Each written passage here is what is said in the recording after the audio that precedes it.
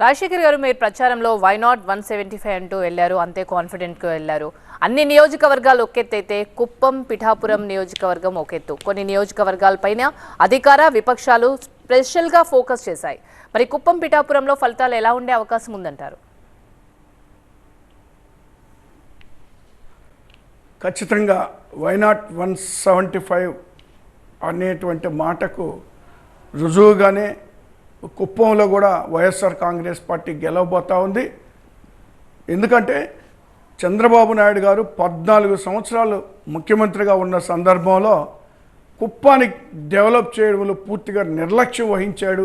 ఏ విధంగా అయితే రాష్ట్రాన్ని నిర్లక్ష్యం వహించారో అదేవిధంగా కుప్పం నియోజకవర్గంలో కనీసం ఈ రోజుకి ఆయన ఒక సొంత ఇల్లు కూడా లేకపోవడం, కుప్పం ప్రజలకు ఏనాడు కూడా అందుబాటులో లేకుండా పోవడం, అయినప్పటికీ వాళ్ళు మరి ఈయన రాజకీయ జీవితంలో దాదాపుగా మరి కుప్పం ప్రజల్లో ఆయన ఆశీర్వదిస్తూ వచ్చారు.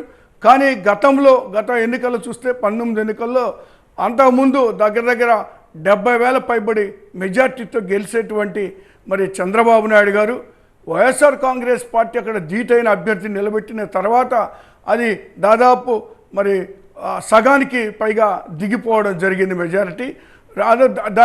రేపు మళ్ళీ ఇప్పుడు జరిగినటువంటి ఎన్నికల్లో ఖచ్చితంగా విజయం సాధిస్తుంది. ఎందుకంటే అభివృద్ధి అనేటువంటిది ఎలా ఉంటుందో కుప్పం ప్రజలకు జగన్మోహన్ రెడ్డి గారు చూపించారు. ఆ అభివృద్ధిని ఎందుకు మరి చంద్రబాబు నాయుడు గారు చేయలేకపోయారనేటువంటి ప్రజలు కూడా మరి అక్కడ ప్రశ్నిస్తూ ఉన్నారు. స్థానిక సంస్థల్లో జరిగినటువంటి ఎన్నికల్లో కూడా అక్కడ వైఎస్ఆర్ కాంగ్రెస్ పార్టీ విజయదుందుబి మోగించింది. మరి ఆ ప్రాంతంలో కనీసం ఒక రెవెన్యూ డివిజన్ పెట్టుకోలేకపోయారు.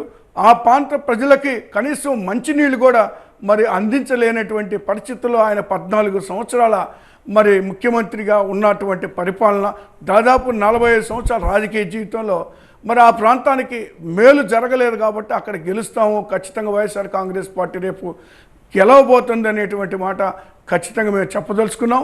జగన్మోహన్ రెడ్డి గారు చేసి చూపించారు కాబట్టి ప్రజల మద్దతు మాకు ఉంటుందని మేము ఆశిస్తూ ఉన్నాం. అదేవిధంగా మేము మన పిఠాపురానికి సంబంధించి కూడా మీకు తెలుసు, కేవలం మరి పవన్ కళ్యాణ్ గారు పిఠాపురంలో మరి కేవలం మరి కుల రాజకీయాలు చేసి మరి గెలవాలనేటువంటి ప్రయత్నం చేస్తూ ఉన్నారు. అది చాలా పొరపాటు. ఏ కులం మతం కూడా ఏ ఒక్కరిని మరి ఆదరించేటువంటి పరిస్థితులు, ఎక్కడ మంచి ఉంటే అక్కడ ఉంటారు తప్పితే ఒకళ్ళ కొమ్ము కాసేటువంటి పరిస్థితులు ఉండవు.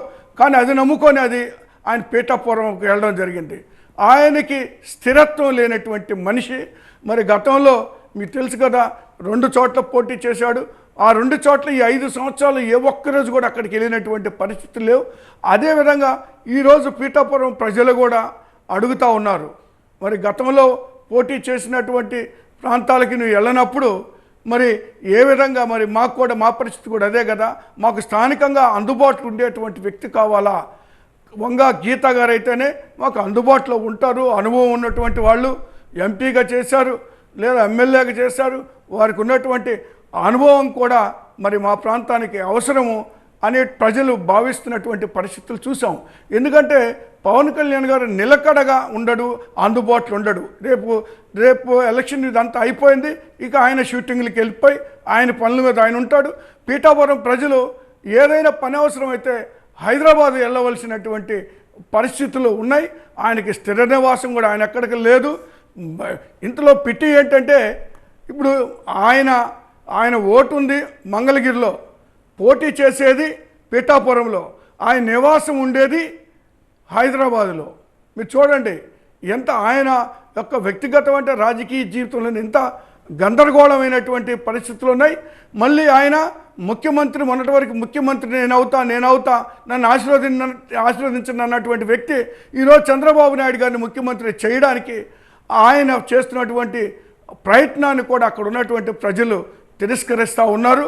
కాబట్టి ఖచ్చితంగా వైఎస్ఆర్ కాంగ్రెస్ పార్టీ మరి పిఠాపురంలో కూడా విజయదుందుబి మోగిస్తుంది అనేటువంటి మాట నేను చెప్పదలుచుకున్నానండి.